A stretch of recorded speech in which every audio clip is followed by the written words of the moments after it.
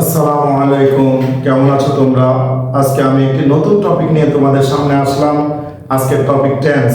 কথাটা মনে রেখো, টেন্স যদি আমরা ভালো মতো জানতে পারি তাহলে আমাদের জন্য ফ্রি হ্যান্ড রাইটিং ইজি হয়ে যাবে, স্পিকিংও ইজি হয়ে যাবে। তাই টেন্সটাকে ভালোভাবে বিস্তারিত যাতে তোমরা জানতে পারো, তাই আমি টেন্স ইন ডিটেলস করার চেষ্টা করব।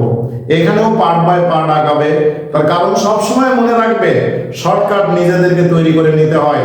আর শর্টকাট ওয়েতে যদি তুমি শিখতে চাও তাহলে তুমি পরবর্তীতে বিভিন্ন বিষয়ে তোমার সমস্যা তৈরি হবে। তাই আগে আমরা ইন ডিটেলস শিখব, পরবর্তীতে যখন অ্যাডমিশন ক্লাস বা অ্যাডমিশন টেস্টের জন্য ক্লাস করাবো টেন্সে, তখন শর্টকাট অনেক কিছু তুলে ধরবো। তো আজকে আমরা শিখব টেন্স। মনে রেখো, টেন্সের বাংলা আমরা কি জানি? বেশিরভাগ সময় আমরা লিখে থাকি ক্রিয়ার কাল। একটু আমরা ভালো মতো বোঝার চেষ্টা করি।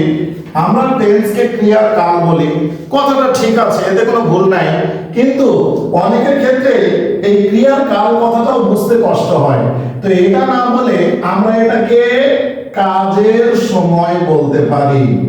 অর্থাৎ কোন কাজ কোন সময় করছি সেটাকে মূলত বলা হয় টেন্স। টেন্স আসলে আমরা কয়বার কি কি কাজ কোন সময় করি এটা যদি একটু বিশ্লেষণ করি, আমরা যা ঠিক সকালে করেছি সেটা কি অতীত হয়ে গেছে। এখন আমি কথা বলছি তোমাদের সামনে, এটা বর্তমান। আর এরপরে আমার ভিডিও ক্লাসটা শেষ হবে, ক্লাস শেষ হলে তারপর আমরা কি করব না করবো ওগুলো চলে গেল ভবিষ্যৎকাল। তাহলে আমরা আসলে মূলত সবসময় তিনটি কাল নিয়ে কাজ করি, তিনটি টেন্স নিয়ে কাজ করি। তাই টেন্স তিন প্রকার। যেহেতু আমরা তিনটি কালে থাকি তাই টেন্সটাও তিন প্রকার, যথা এক প্রেজেন্ট টেন্স,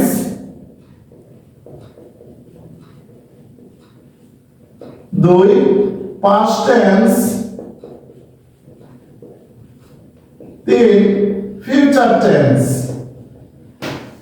আমি আগেই বলেছি ক্লাসটা হবে একদম ইন ডিটেইল, তাই তোমাদের যারা আসলে টেন্স কম বুঝো তাদের জন্য এই ক্লাসটা খুবই উপকারী হবে, ইউজফুল হবে। তাহলে প্রেজেন্ট টেন্স মানে কি? বর্তমান কাল।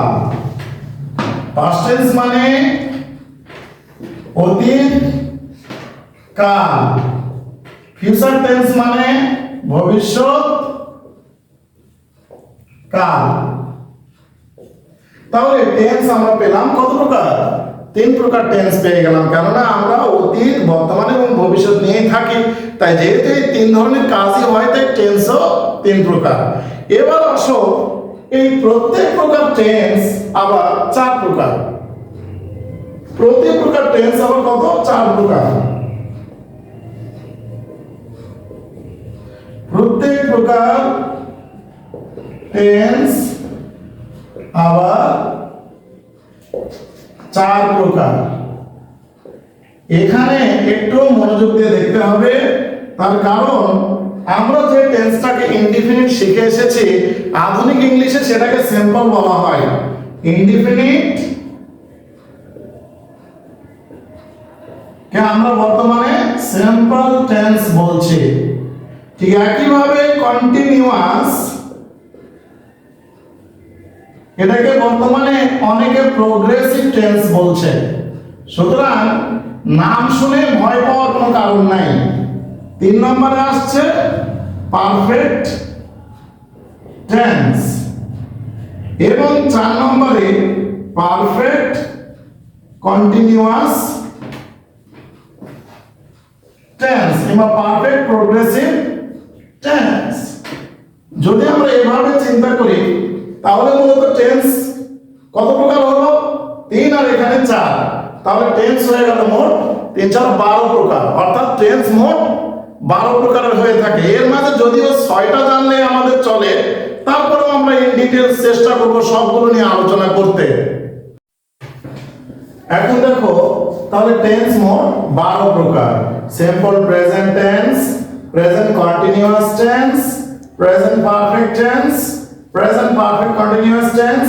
ঠিক এইভাবে পাস্টেরও 4টা আছে, ফিউচারেরও 4টা আছে। তো আজকে এই টেন্সগুলো নিয়ে এই ডিটেইলস আলোচনা না করলেও শুধুমাত্র কিছু চিহ্ন দিয়ে দিব, এগুলো মাথায় রেখো। যেমন সিম্পল প্রেজেন্ট টেন্সের চিহ্ন হবে অ ই এ অন্তস্থ ও। সিম্পল পাস্ট টেন্সের চিহ্ন হবে ল লাম ত কাম, অর্থাৎ এগুলো বাংলা ক্রিয়া শেষে থাকবে। সিম্পল ফিউচার টেন্সের চিহ্ন হবে বে ব বি বেন, এগুলো হবে সিম্পল ফিউচার টেন্সের। তবে মনে রাখবে এই চিহ্নগুলি হচ্ছে বাকি তিনটি টেন্সের ক্ষেত্রেও কাজে আসে। কিভাবে আসে? এখানে দেখো প্রেজেন্ট কন্টিনিউয়াসে তেসি তেসো তেসেন,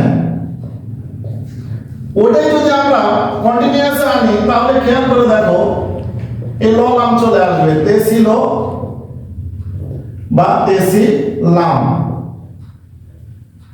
একটু খেয়াল করে দেখো এখানে তেসি ই আছে না, এই যে ই, তেসো এই যে ও, তেসে এই যে এ। আসলে মূল চিহ্ন সবসময় সিম্পল টেন্সের যে চিহ্নগুলো থাকে ওগুলি হচ্ছে মূল চিহ্ন। যেমন এখানে দেখো করতে থাকবো, এখানেও দেখো বো চলে এসেছে।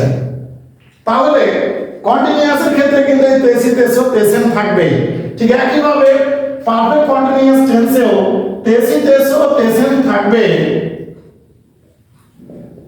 তেসি তেসো তেসেন থাকবে, পাশাপাশি কি উল্লেখ থাকবে? সময় উল্লেখ থাকবে।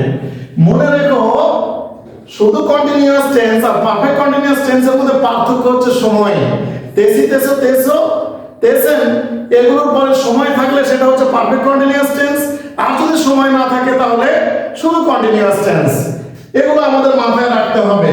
তো আমাদের ক্ষেত্রে তোমাদেরকে তাহলে আজকের জন্য যে হোমওয়ার্কটা দিয়ে দিলাম সেটা হচ্ছে সিম্পল টেন্সগুলোর চিহ্নগুলো খুব ভালো মতো পড়বে। আগামী দিন থেকে simple present, simple past, simple future এভাবে আমরা খুব সুন্দরভাবে ইন ডিটেইলস ভিডিও তৈরি করে আপলোড করার চেষ্টা করব। এরকম আরো ভিডিও পাওয়ার জন্য please subscribe my channel and follow my Facebook page.